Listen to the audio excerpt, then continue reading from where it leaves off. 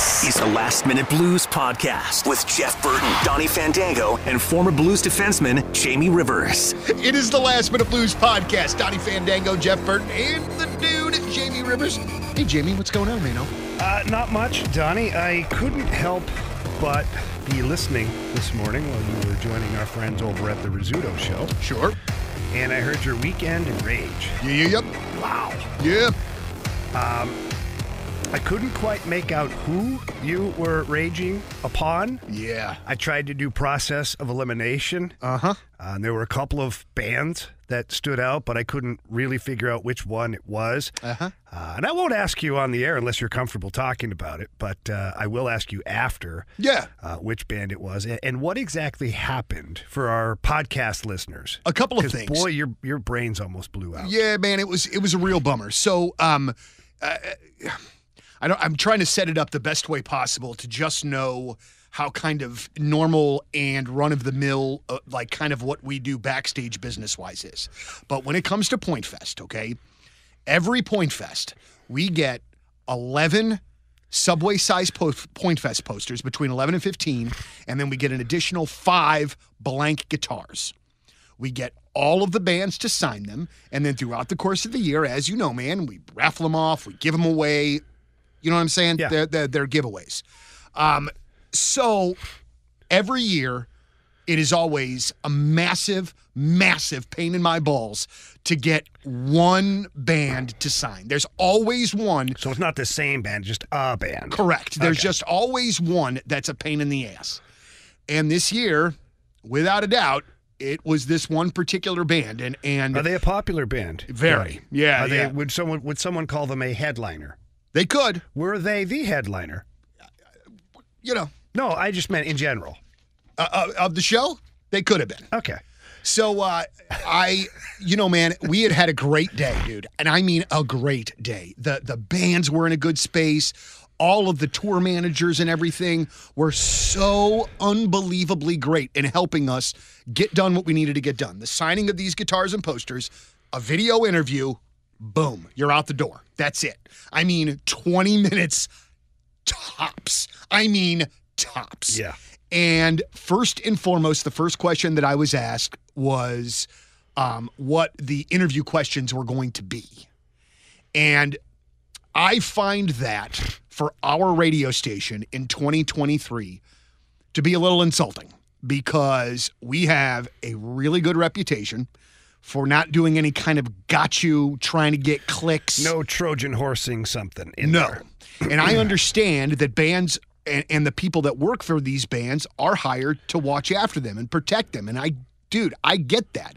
But we have interviewed that band like 5 times over the course of the last 10 years. And I have never once been asked for my questions beforehand. And I think that the only time that should be like acceptable is if I'm talking to goddamn Eddie Vedder or something like that. But even then, so let's do this. I know you're wonderful at your interviews.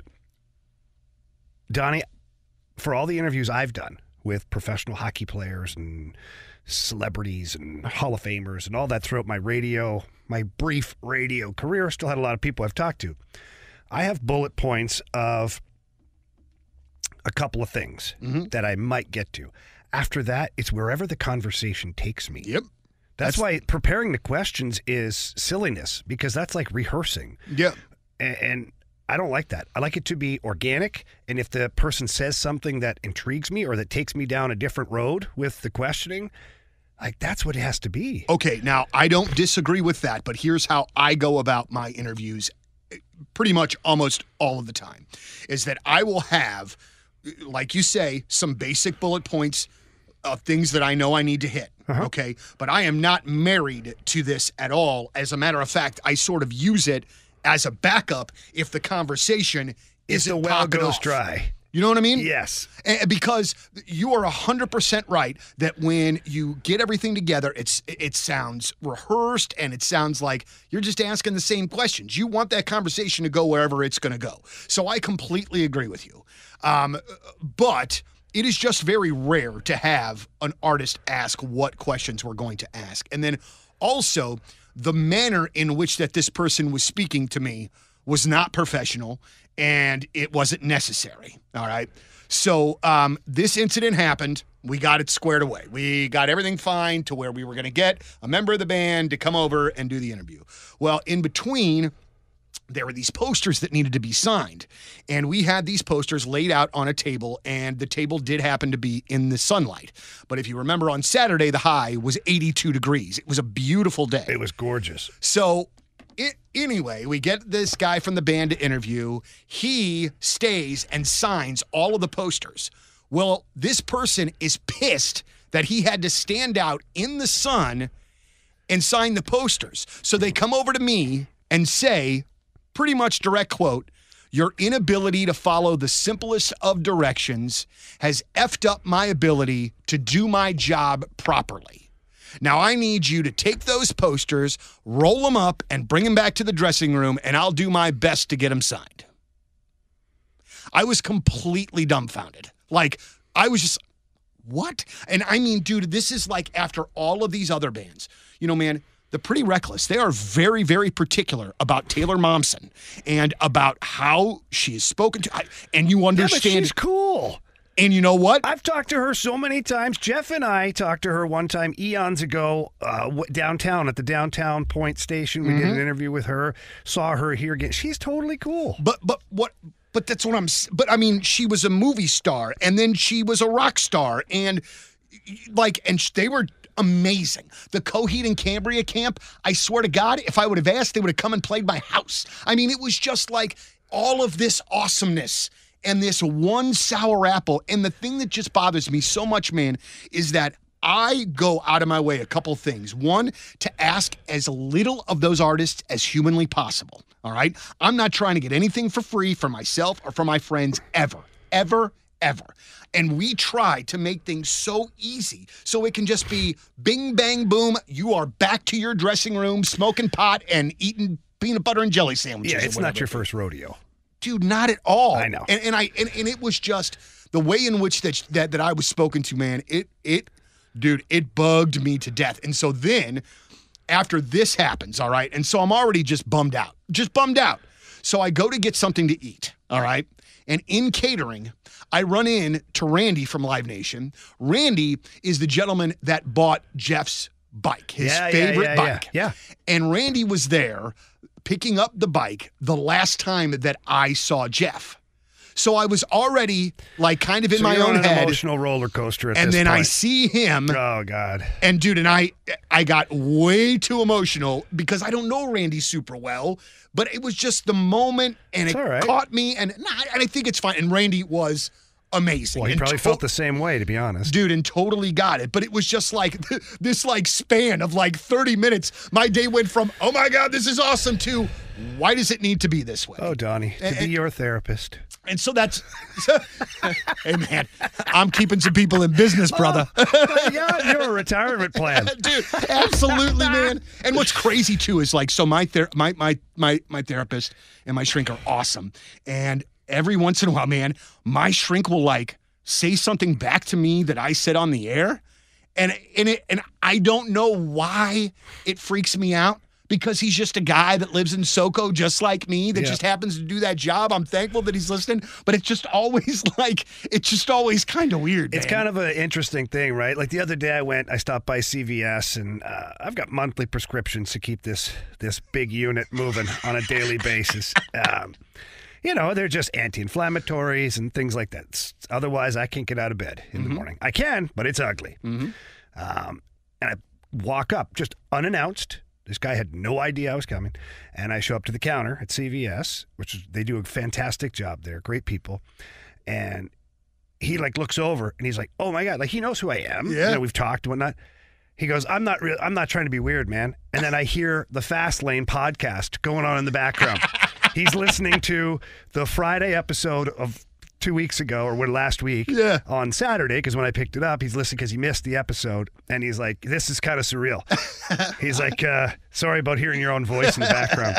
Be like, no, man. I was like, are you kidding me? That's how the bills get paid. I'm like, I'm flattered, first of all. I'm glad you enjoy the show. And, by all means, man, please listen every day if you can. Dude, I feel like every interaction that I have with somebody out in the public, is just my nervous, awkward anxiety just coming out on full-on display because I am so unbelievably grateful when people say something. And then also too, man, and you've had this happen, when you're with your kids and somebody mentions it, and then your kids are like, wow, that's kind of cool. Your kids probably don't care. No, they don't think it's cool. They're like, oh my God.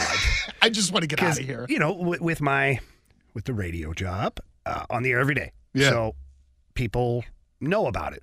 Then with the Bally's job, being on TV multiple times a week. So it's like a double dose, right? So if you don't hear me on the radio, maybe you see me on TV. Maybe you don't. Maybe you hear me on the radio. And so in our little area where we live, or pretty much anywhere where I go, somebody either recognizes the voice or the face. Mm-hmm. And people will just come up and say things, you know, and like grown men and even adult women will say, oh, I listen to the show every day. My kid's like, oh my God, so embarrassing.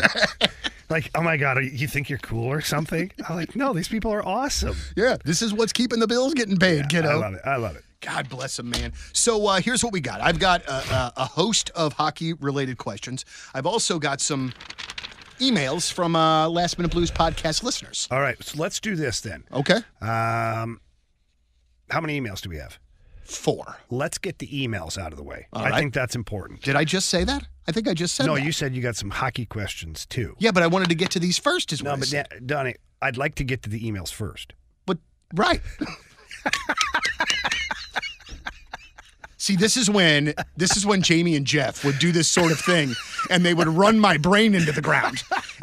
And then I would say that I hated them and then cuss at them under my breath, but then I really All right, so this is from Michael. He says, hey, Donnie and Jamie, love the podcast, been a Blues fan from Canada since 2000. I have a business of the hockey business kind of question. He says, with the addition of the digital enhanced dasher boards, how upset would you be if you were one of the businesses that paid the arena for a physical primetime ad placement on the boards, only to now never have it seen on TV again? Do you think the NHL has or will receive pushback on this from the physical board sponsors? Thanks, and let's go Blues. That's a good-ass question. So it's a great question, and I have an answer for this. Oh, really? Yeah, because one of the last road trips I went on with the Blues this year to Detroit, all of the Blues brass went on that trip because Little Caesars Arena is incredible.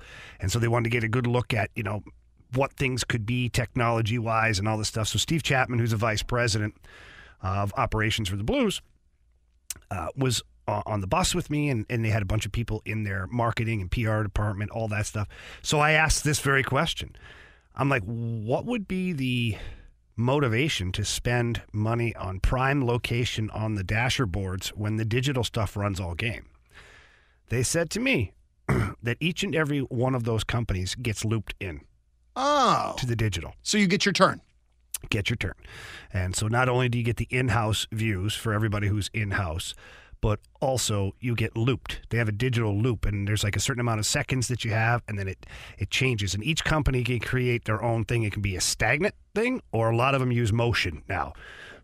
Motion has to be quick. It's like a 2-second, like where something like you see the car drive down the side of the boards, and then it's Enterprise or whatever it is, right? So they have factored that in, and you can get more loops based on the amount of money that you pay, just like anything else, right? Wow, right on. So, yeah, so that's how they're doing it, at least for the time being. Yeah. Now, if they get so many advertisers that they can't loop them in or whatever, I don't know. But as it stands right now, all of those customers are being satisfied with both methods of advertising. And I just, my son and I were at that Wings Arena a few years ago. Little Caesars, right? It is beautiful. It's crazy. And the way that it's set up in that part of downtown Detroit, I mean, you are literally a stone's throw from Tiger Stadium. Well, they don't call it Tiger Stadium anymore. Comerica Park. Yeah. And then where the Lions play, Ford Field. Like it's absolutely amazing. They've really built it up, and I know that Mr. Ilitch, when he was still alive, that was the one thing he wanted to do.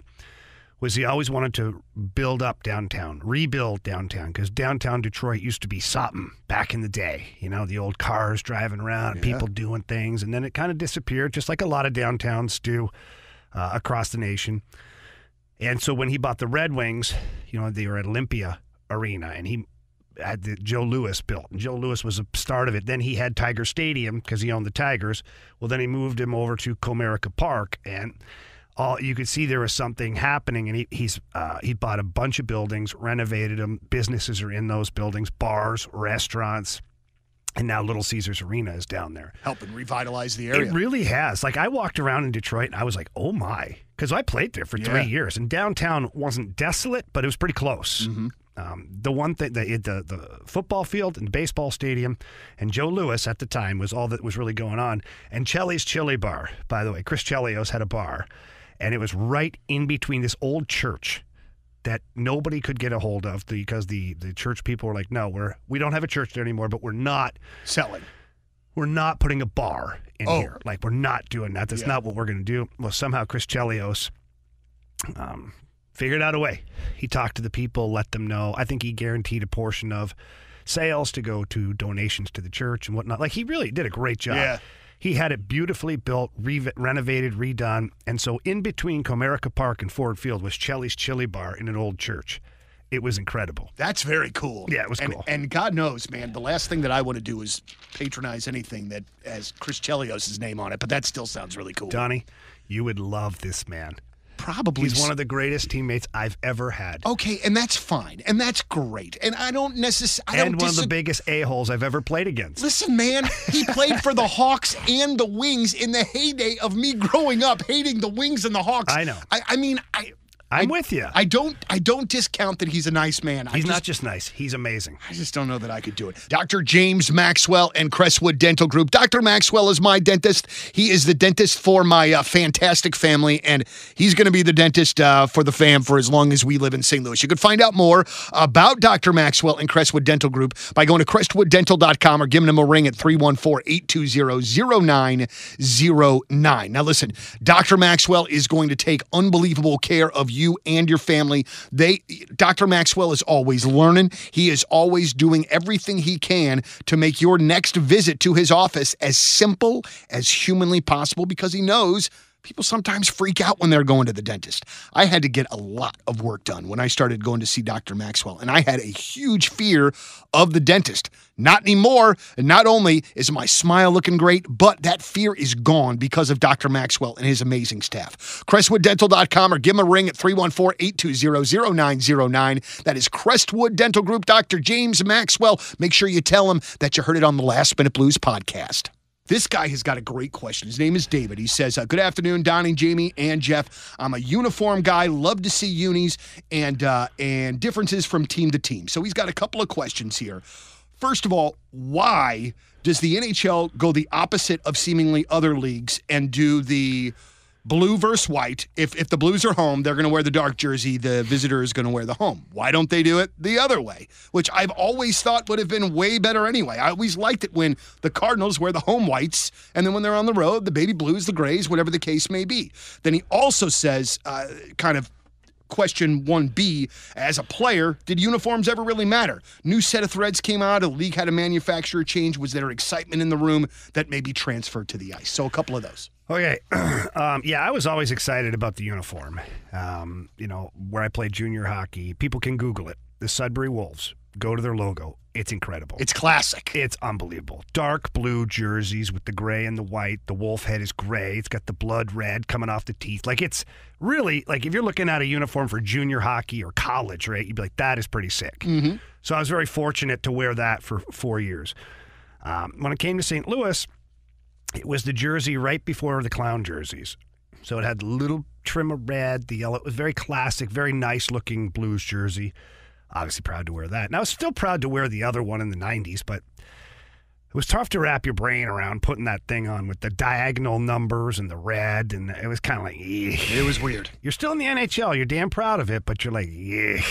Right. So then when Jim Woodcock changed the jersey to basically what it looks like now, the original version of it, we were so pumped. We were so excited to wear that bad boy. It was incredible.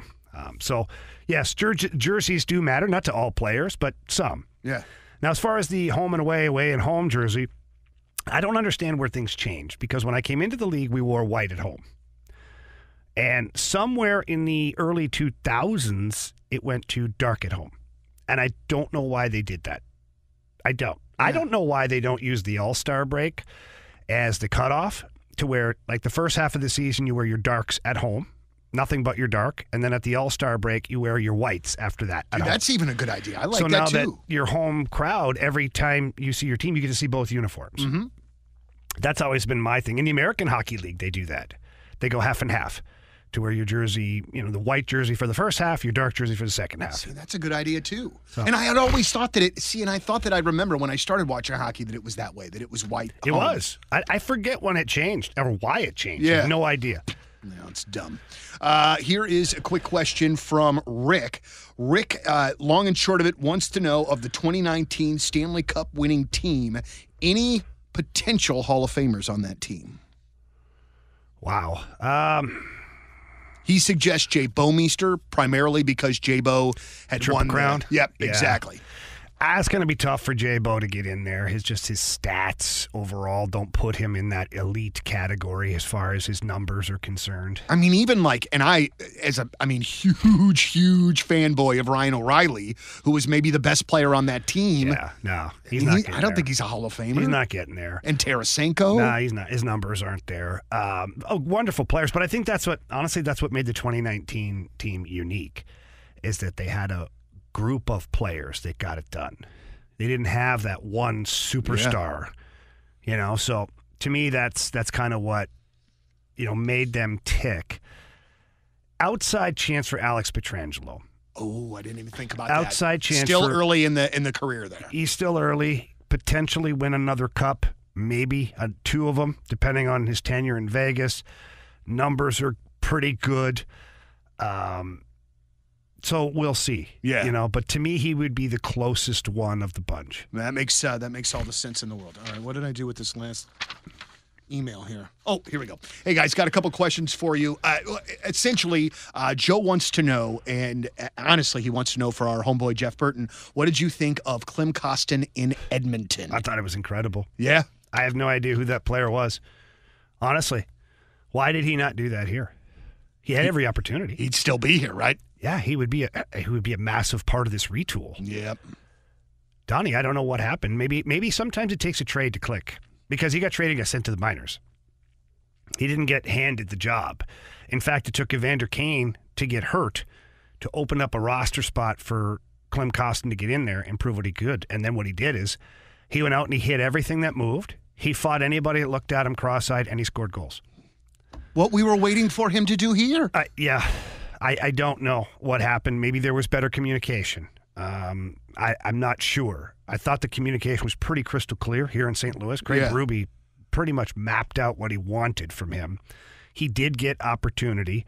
He did not seize the moment. And then he got to Edmonton, and he's a different guy. Yeah. So maybe the trade is exactly what needed to happen. Yeah, it shook him up or what have you. So play great hockey. He's a top 6 forward on a lot of teams in the NHL. He's absolutely a top 9 on any team in the league. So is he, and I don't remember his contract status, will he be back in Edmonton next year, or is he going to be a restricted free agent with arbitration rights now? So then they'll work out a deal so that he stays in Edmonton. Yeah, he will absolutely re-sign there. With the opportunity that they gave him, he'd be foolish to try and bounce. Okay, now I got to ask some questions because there are things in which that I do not understand that are happening in the NHL right now. And obviously, we're all looking forward to the NHL draft coming up in a few weeks. Blues have 3 first-round picks, all of those sorts of things. But I kind of feel like the world of the Blues right now is kind of what it is. I mean, there's not a lot really happening, but there is a lot going on in the NHL. I do not, and I'm sure that there's a valid reason, and maybe you think I'm crazy, but I am still not sure about Toronto and the GM change there. I'm not saying that Kyle Dubas was this. Obviously, he was having issues getting that team through, but I just don't know. Was he the issue, you think? I don't. Because I've never seen Kyle Dubas play a game in the NHL. No, you're right, but I'm just saying, like, it just doesn't seem to make sense to me that you fire him and then you bring the Calgary Cat over. And did it have directly to do with Dubas's press conference where he said all of a sudden that he had to think about whether or not he wanted to come back, and then Brendan Shanahan was like, wait, what? You're not completely committed? Well, then get the hell out of here. I don't know if that was 100% it, but I do know Shanny did say that the intention was to bring Kyle Dubas back. They were already having contract discussions, emails back and forth. With the agent and stuff. And then he said the press conference like blew him away and opened his eyes and was like, he just felt like this guy was like at the end of his rope. Basically, and you look at Dubas's press conference, it looked like a defeated man. It looked like a guy who didn't have any energy left to do the job. So if that's not what Kyle Dubas was trying to do, then boy, did he execute poorly. If it is what he was trying to do, then, it's fine. Maybe he'll find some, new energy in Pittsburgh. Do you think like that was he using that press conference to try to like squeeze a little bit more money out? Or I can't imagine year? That was the case. The Maple Leafs pay insane amounts. Insane. Yeah. I don't think it was a negotiation ploy. Okay. I don't think. If it was, boy, did he read the room wrong. So then, double question. So Brad Twillering? Nope. Tree Living is now moving over from Calgary to Toronto, and then Dubas is going from Toronto to Pittsburgh. Yeah. Do these new GMs help their situations more than their predecessors? Pittsburgh, you'd have to, because I think I could do a better job than Hextall. Yeah, Pittsburgh was a disaster. Kyle Dubas will help that team a little bit. The salary cap is the salary cap, so it's not like a GM can come in and completely redo the team. So we'll see how he does there. And Brad Treliving, look, he did a great job in Calgary. That team was terrible. And then Brad Treliving got there. He drafted well. He developed well. Yeah, he got stuck in a bit of a tough situation with Gaudreau and Tkachuk. Both players he anticipated keeping long term. They decided they didn't want to do that. I think he made the best of the situation. I thought he crushed the trade with Florida. Boy, sure looks like it. I mean, he did. Now, of course, Matthew Tkachuk's in the Stanley Cup final, but no matter what, that's a player that's a difference maker. You weren't going to replace that player, but what you did is you stocked the cupboards with some pretty good guys. So much so that Calgary even had more points overall than the Panthers did last year. So they were technically a better team as far as league points are concerned. But it's a fresh set of eyeballs, a new way of doing things. Brad Treliving is a real good people person. He'll be down there getting to know the guys. He'll go on the road. He'll have beers with the guys, and he'll get a good feel for what's going on in that locker room. And he'll find out and figure out quickly why they haven't been able to push past the first or second round in however many years it's been. I think I'm becoming a Maple Leafs fan. I don't even really know why. I love the jerseys. I used to love Matt Sundin and Doug Gilmour, but outside of that, I don't know. Okay. But there's just something about it. I think I've said it before. I mean, any of these Canadian teams, really, when it comes right down to it, if it's not against the Blues, I'm going to friggin' root for them. I did see an article the other day. They were talking about possible buyout candidates, and they did mention for the Blues Marco Scandella. What do you think? I mean, he's a buyout candidate. I don't know what the advantage is. I think he gained like $1.5 million in cap space. So I don't know what the advantage is. Mm-hmm. A little bit. Army has never done it. He's never done it. And so you got to think it's not going to be for Marco Scandella and like $1 million and some change, right? I mean, if it's going to be anything, if you're ever going to swallow your pride for something, it's going to be a number that makes a difference on your salary cap, in my opinion. Mm-hmm. Now the flip side of that is he might trade Marco Scandella and retain 50% of the contract. If that's the case, then literally what you did is buy him out because it's the same dollar value. So I don't know. Maybe it's the two words buyout that he doesn't like. And I don't fault Doug Armstrong for having that belief because he's a competitive guy and he wants to do best by the team and he doesn't want to ever feel like he's wasted the owner's money. Yeah. Great. That's the guy I want working for me. If I'm the owner, I want that guy. However, every now and then, even the greatest businessmen make mistakes. Even Steve Jobs put programs and things together that failed miserably for Apple. Right. Even Mark Cuban has had massive failures. And you swallow your pride, you close that business or you shut down that wing of your business and you say, okay, no more bleeding. Right. So maybe this is a time for Army to say, okay, no more bleeding on a certain player. Is it Marco Scandella? I don't know if that's the difference maker, but he is qualified to do that, and we'll see. We'll see how it works out. So there was a little talk at the beginning of this Toronto GM search that Doug Armstrong was in that conversation. Do you think that there was ever a reach out to Tom Stillman to see if they could get Doug Armstrong to speak? No, there wasn't. And from the very beginning, I never saw it being a fit. It just didn't make any sense. You don't think that would be a fit? No. Why not? I would think he would go up there and kick freaking ass. Well, maybe, but here's the thing, Donnie. Who's Army's boss right now? Well, Tom Stillman. Okay. Who would his boss be in Toronto? Now, I don't know who owns the Leafs. Never mind. It's Maple Leaf Sports Entertainment. Okay. Okay. Brendan Shanahan would be his boss because Shanny's the president of hockey operations. So Army would not have full power. There you go. That's all I needed to hear. He would not have full power to do whatever he wanted to do because Shanny would be like yes or no on everything. Well, then that's that makes his job. sense. I didn't even think about that. So, it's not that Army can't work with others. He did that at the start of his career. But when you have the full power, except for the owner, you maneuver differently, more comfortably in that spot. And a couple things. One, the Blues would have had to give him permission to talk to him. Army would have needed to tell the Blues he wanted to leave. And then Army, he's a very prideful individual. Do you think he'd want his legacy to be that he left the Blues in shambles? Nope. And not that they're in shambles. Yeah. Maybe that's a poor, worse use of words. In transition. He left them up against the salary cap, a team that didn't make the playoffs. Mm-hmm. So it's not like he's leaving after a Stanley Cup championship, where he's like, I've handed this team off. They're in good hands. This team is kind of in transition to we don't know what right now. I can't imagine Army would want that to be his legacy. Yeah. Army won us a cup, but boy, remember that team he left us with? Right. And it's not even that. Maybe that's not even the case, but that's how a lot of the average fans would feel. So I never thought for one second it was a fit from a business standpoint. As far as Army going there and doing well, yeah, absolutely. He would have crushed it. He's good at his job. He'd probably be good no matter where he 100%. went. Finally, we have got it seems like it's been friggin' 2 goddamn weeks, but we finally tomorrow night, we've got the NHL Finals starting. You've got Florida. You've got Vegas.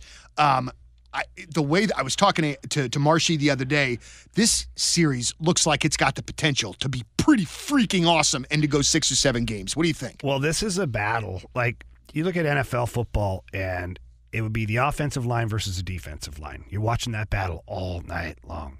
For me, it's the Florida forwards versus the Vegas defense because the Florida forwards do a great job of penetrating the middle of the ice, getting net front. Matthew Tkachuk, Sam Bennett, all those guys get to the crease. They do all sorts of crazy things down there in front of the goalie. In the Vegas defense, they're the best team in league at limiting inner slot shots. So they don't give up time and space. Something's got to give. Something's got to give. Yeah. So that, to me, is going to be the most intriguing part of the series is which team ends up winning that battle for the middle of the ice in the offensive zone. Boy, and I mean, there are like so many great storylines here because not only Tkachuk, not only, Vegas still a new team, but they've got Aiden Hill, who, as their goaltender, you've got Bobrovsky for Florida, who is just absolutely on fire. I got to tell you, though, man, and I could obviously be very wrong, but one of the things that I have learned as a sports fan and sense as a sports fan is that there are just sometimes you feel like a team is just rolling. And I really just feel like Florida is rolling. I don't love the week off between games for those guys. Could go either way. But they both had long periods of time off. So what do you think? You think Florida? You think Vegas? What do you think? I think, so here, my heart is with Florida. Yeah, samesies. It's a little difficult for me because I have 2 guys going head-to-head that I do work with in the summer times. Now, Matthew Tkachuk is an individual I've worked with for years. Alex Pietrangelo is another guy I've worked with off and on for years as well. So it's kind of a win-win from a business standpoint for me. You got a friend that's winning the cup. Either way, I'll be at a cup party at some point. So I'm happy about that, yeah. Donnie. Why wouldn't you be? My liver is limping right now. But either way, I think Florida, for me, my heart is with the Florida Panthers. My brain is with the Vegas Golden Knights. Yeah. I look at the depth of that lineup from their first line to the fourth line, their defensive core, how hard they are to play against, how hard they are to generate offense against. I just don't know how Florida matches up. But again, my heart is with the Panthers. Yeah. I will be cheering for the Panthers. You know what's so crazy to me, though, is that I feel like if Florida would lose this series, man, I would not want to be in their way next year because then they're going to have even more of an idea of what it takes to win. Yeah. They're going to have that much more of a drive. to get there. So I don't know, man. I'm really rooting for this Florida team. And like a couple of years ago, I was saying there shouldn't be any hockey teams in Florida. So like this is, sometimes I say stupid stuff. Yeah, you do. I do. But at least I admit it, man. All right, for Jamie Rivers, Jeff Burton, I'm Donnie Fandango. Thank you very much for listening to the Last Minute Blues podcast. Let's go Blues. The Last Minute Blues Podcast. Hear more at 1057thepoint.com.